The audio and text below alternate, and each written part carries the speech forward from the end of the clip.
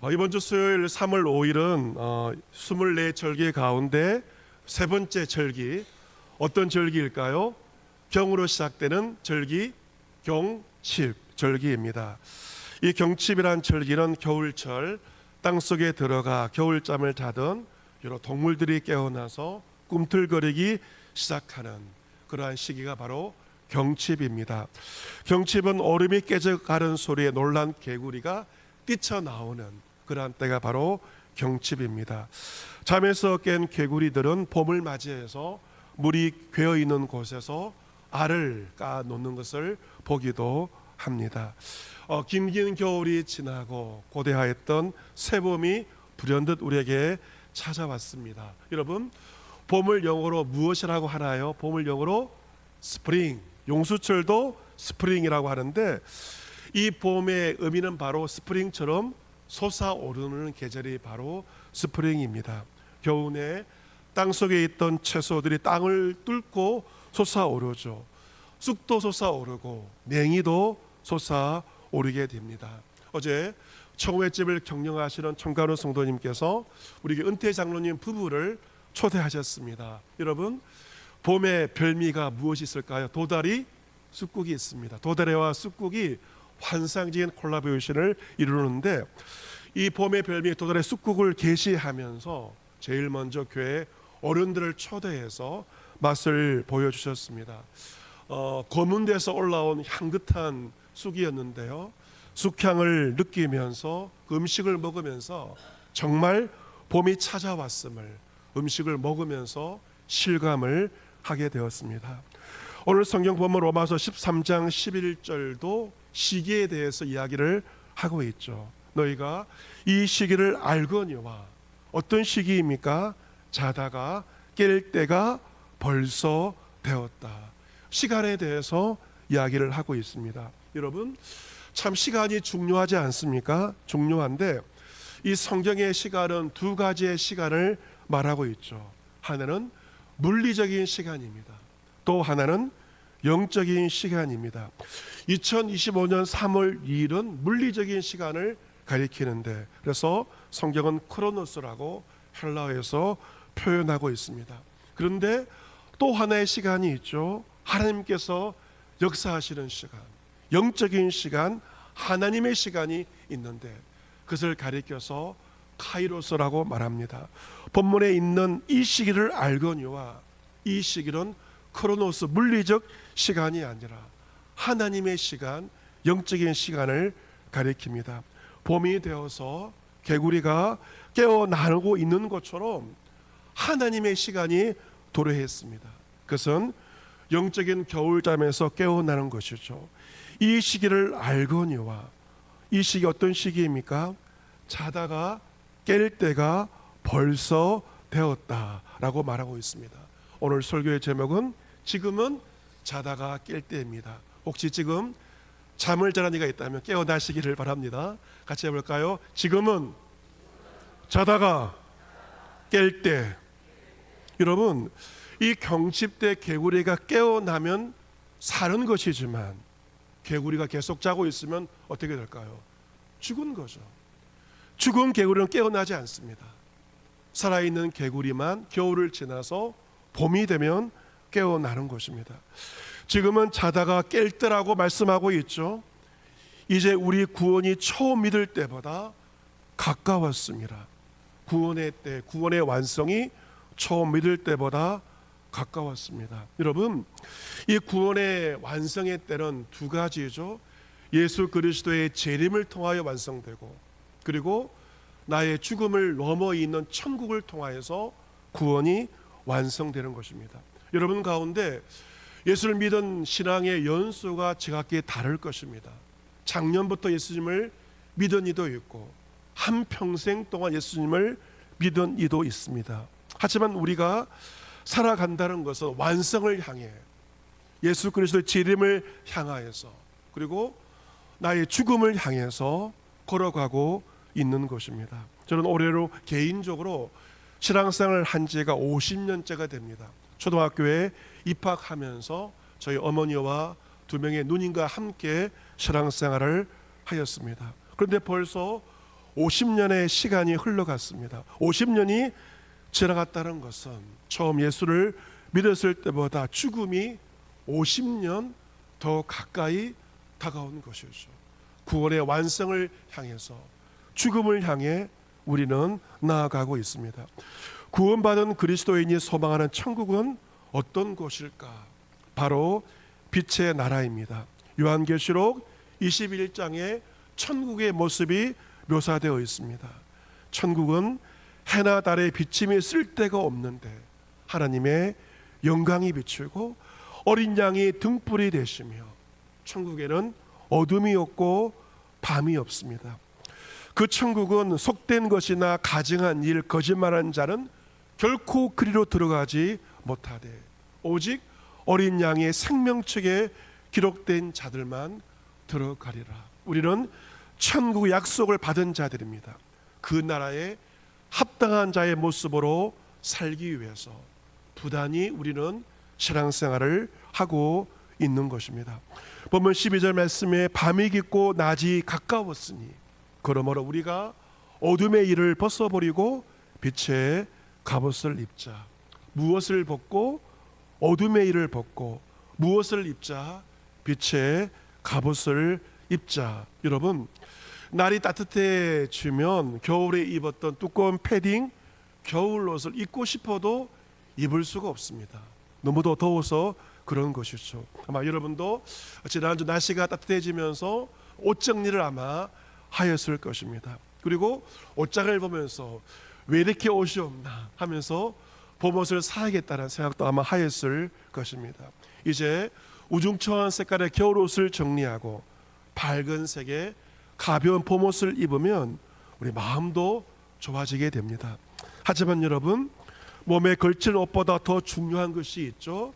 우리 마음의 옷입니다. 어떤 옷을 입어야 될 것인가? 어둠의 일을 벗어버리고 우리 마음과 영혼이 빛의 갑옷을 입는 것입니다. 여러분, 갑옷이란 군사들이 입는 옷이죠.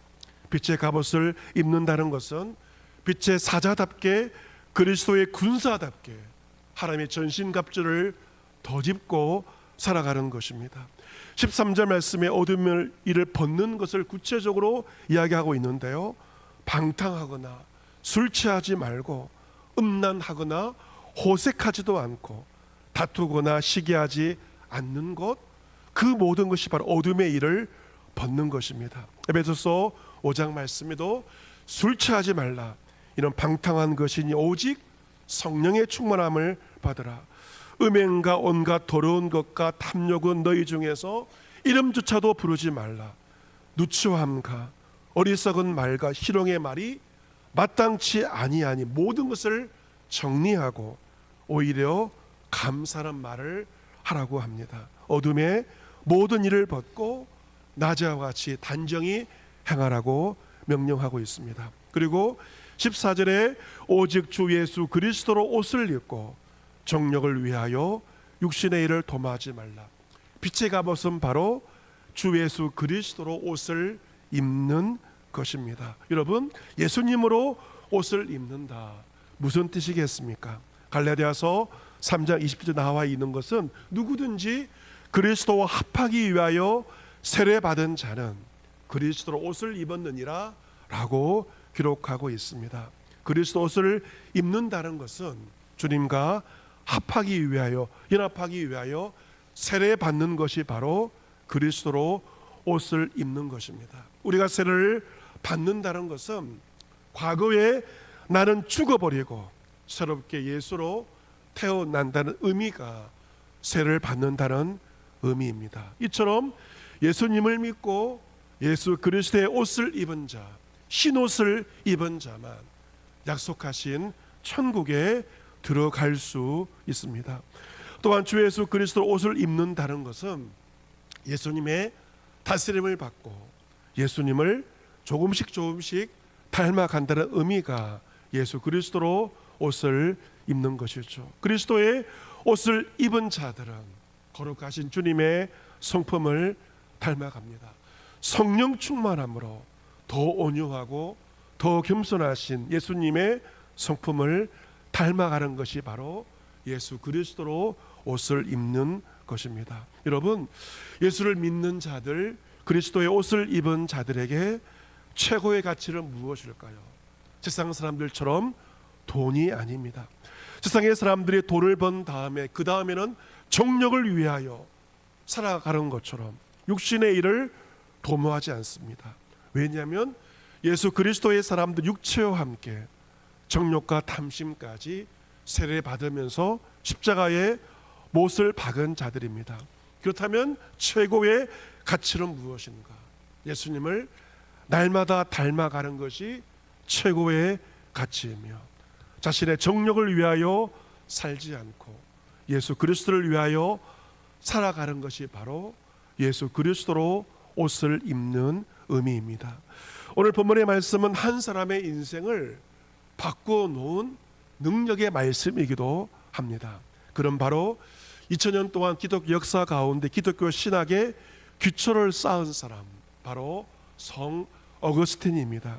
이 어거스틴은 17세 시절에, 청소년 시절에 한 여인과 육체적인 사랑과 탐닉에 빠졌습니다. 그리고 19세부터 10년 넘게 청년의 시기는 마니교라고 하는 종교에 빠지게 되었습니다.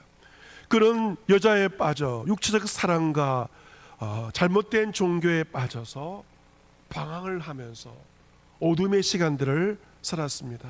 하지만 그의 어머니 모니카는 아들을 위한 눈물의 기도를 포기하지 않고 아들이 하나님께로 돌아오기를 눈물로 기도하였으며, 모니카의 눈물의 기도는 유명한 어머니의 눈물의 기도입니다. 그리고 마침내 어머니 눈물의 기도가 응답되었습니다. 어거스틴이 30살이 되었을 때, 그런 암브로스의 설교를 들었을 때 그 말씀을 통하여 그의 영혼이 하나님께로 돌아오기 시작하였습니다. 얼마 후 그는 밀란 한 정원에서 내가 여전히 죄의 노예라고 생각하였으며 비참함 가운데 자신의 죄성을 바라보면서 계속 부르짖었습니다. 하나님, 왜 나의 추한 죄를 끝나게 하지 않으십니까? 마음속에 자신의 죄와 싸우면서 통곡하며 눈물로 기도했습니다. 그때 그런 부근에서 들려질 어린아이의 노래소리를 듣게 되었는데, 노래소리는 바로 들고 읽어라 들고 읽어라 하는 노래 가사였습니다. 그는 그 노래 가사를 듣고 눈물을 억제하면서 성경을 펼쳐서 눈길이 닿는 첫 구절을 읽었는데, 그것이 바로 오늘 로마서 본문 13장 11절부터 14절까지 말씀입니다. 어거스틴이 이 말씀을 읽었을 때 신앙의 빛이 그의 마음속에 찾아오게 되었고, 그의 마음을 지배하던 모든 의심과 어둠과 의심은 순식간에 사라지게 되었습니다. 오늘 본문의 말씀을 통하여 그의 삶을 돌이키며 회심하게 되었습니다. 수십 년간의 방황을 마치게 되었고 부활절에 세례를 받고 하나님의 거룩한 자녀로 다시금 태어나게 되었습니다. 그 다음 그가 길을 걸어가다가 과거에 오랫동안 사귀었던 여인을 만나게 됩니다. 어거스틴은 이 여자를 모른 척하고 지나갑니다. 여자가 따라와서 말합니다. 어거스틴, 왜 나를 모른 척하고 지나가는 것입니까? 그때 어거스틴이 돌아서서 말을 합니다. 당신은 당신이지만 나는 더 이상 과거의 내가 아닙니다. 오늘 본문의 말씀이 어거스틴 한 사람의 생애를 뒤바꿔 놓았듯이 본문의 말씀이 여러분의 삶을 바꾸는 능력의 말씀이 되기를 바랍니다. 어둠에서 빛으로 바꾸어 놓는 그 말씀이 여러분의 삶을 바꾸는 능력의 말씀이 될 수 있기를 바랍니다. 여러분, 깨어 있다는 것은 무엇입니까? 주님께서 말씀하신 것은 깨어 있다는 것은 곧 기도하는 것입니다. 깨어 있다는 것은 무엇이라고요? 기도하는 것입니다. 예수님은 말세에 일어날 종말의 징조에 대해서 말씀하십니다. 스스로 조심하거라. 조심하지 않으면 방탕함, 술취함, 생활의 염려 때문에 마음이 두려워질 것이다. 여러분, 여러분의 마음속에 무엇이 있습니까? 방탕함이 있잖아요. 술 취함, 그것이 없다면 생활의 염려 때문에 마음이 두려워지지 않았습니까? 뜻밖의 그 날이 덕과 같이 너에게 임하리라. 나의 죽음의 날이, 주님의 재림의 날이 덕과 같이 뜻밖에 임하게 된다는 것입니다. 우리가 이 모든 일을 능히 피하고 주님 앞에 서기 위해서는 어떻게 해야 될 것인가? 항상 기도하며 깨어 있어라 말씀하셨습니다. 같이 해보겠습니다. 항상 기도하며 깨어 있어라. 아멘. 여러분, 기도하는 것이 깨어 있는 것입니다. 여러분이 기도하지 않고 있다면 아직도 영적인 잠에 빠져 있는 것입니다. 여러분, 기도를 호흡이라고 하지 않습니까? 숨쉬지 않으면 사람이 죽는 것처럼 기도하지 않는 영혼, 이미 죽어버린 영혼입니다. 영혼의 잠에서 깨어나시기를 바랍니다. 영혼의 잠에 깨어나지 않으면 죽는 거예요. 그 개구리가 여러분 깨어나지 않으면 죽는 것처럼 말씀과 기도로 깨어나지 않으면 나는 이미 죽은 자입니다. 주의 말씀을 듣고 기도함으로 깨어나시기를 바랍니다. 사랑하는 성도 여러분, 지금은 자다가 깰 때입니다. 깨지 못한다면 여러분은 개구리보다 못한 자가 될 수밖에 없음을 기억하시기를 바랍니다. 개구리가 깨어나고 쑥이 돋아오르고 만물이 약동하는 이 세 번입니다. 잠자던 내 영혼이 주의 말씀을 듣고 깨어나서 항상 성령 안에서 깨어 기도하며 어둠의 모든 일을 다 벗어버리고 빛의 갑옷을 입고 이제는 주 예수 그리스도를 위하여 살아갈 수 있는 여러분 모두가 될 수 있기를 주 예수 그리스도의 이름으로 축복합니다. 아멘.